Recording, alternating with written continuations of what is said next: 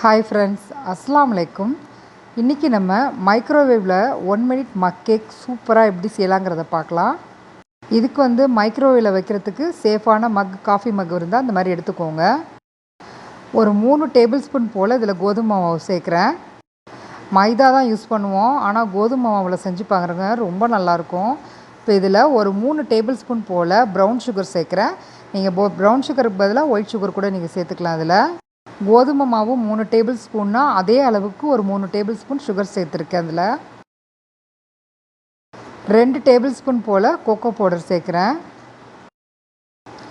Evening ஏதாவது ஒரு cake செஞ்சு சாப்பிட்ணும், டக்குன்னு சாப்பிட்ணும் அப்படின்னு நினச்சிங்கன்னா இந்த மாதிரி மக் கேக் செஞ்சு சாப்பிட்டு பாருங்கள், ரொம்ப சூப்பராக இருக்கும். இப்போ இதில் ஒரு பிஞ்ச் அளவுக்கு சால்ட் சேர்க்குறேன். Baking soda 1/4 teaspoon, baking powder 1/8 teaspoon. இப்போ இது எல்லாத்தையும் நல்லா மிக்ஸ் பண்ணி விட்டுருக்கலாம். இது எல்லாத்தையுமே மெஷரிங் ஸ்பூனில் கரெக்டாக அளவு எடுத்துக்கோங்க. இப்போ இதில் ஒரு 2 டேபிள் ஸ்பூன் சன்ஃப்ளவர் ஆயில் சேர்க்குறேன்.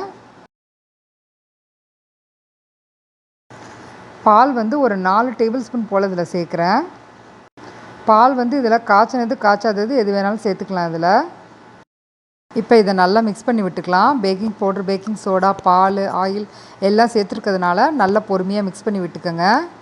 இப்போ இதில் ஒரு டேபிள் ஸ்பூன் போல் சாக்லேட் சிப்ஸ் சேர்க்குறேன். சாக்லேட் சிப் இருந்தால் சேர்த்துக்கோங்க. அப்படி இல்லைன்னா அதுக்கு பதிலாக டார்க் சாக்லேட், டைரி மில்க் எதாவது வச்சுருந்தீங்கன்னா நீங்கள் அது கூட சின்ன சின்ன பீஸாக கட் பண்ணி இதில் சேர்த்துக்கலாம். சாக்லேட் கண்டிப்பாக சேர்த்துக்கோங்க.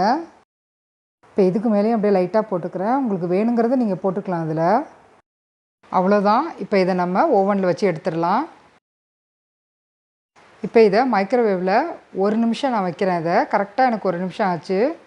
ஓவனுக்கு ஓவன் டிஃப்ரெண்ட் இருக்கும். உங்களுக்கு சப்போஸ் 1 நிமிஷத்துக்கு உள்ளே ஆகலை அப்படின்னா நீங்கள் இன்னும் ஒரு 10 செகண்ட் 20 செகண்ட் வச்சுக்கலாம். அதுக்கு மேலே நீங்கள் வச்சிங்கன்னா கேக் ரொம்ப ஹார்டாகிடும். கேக் நல்லா சூப்பராக வந்திருக்கு.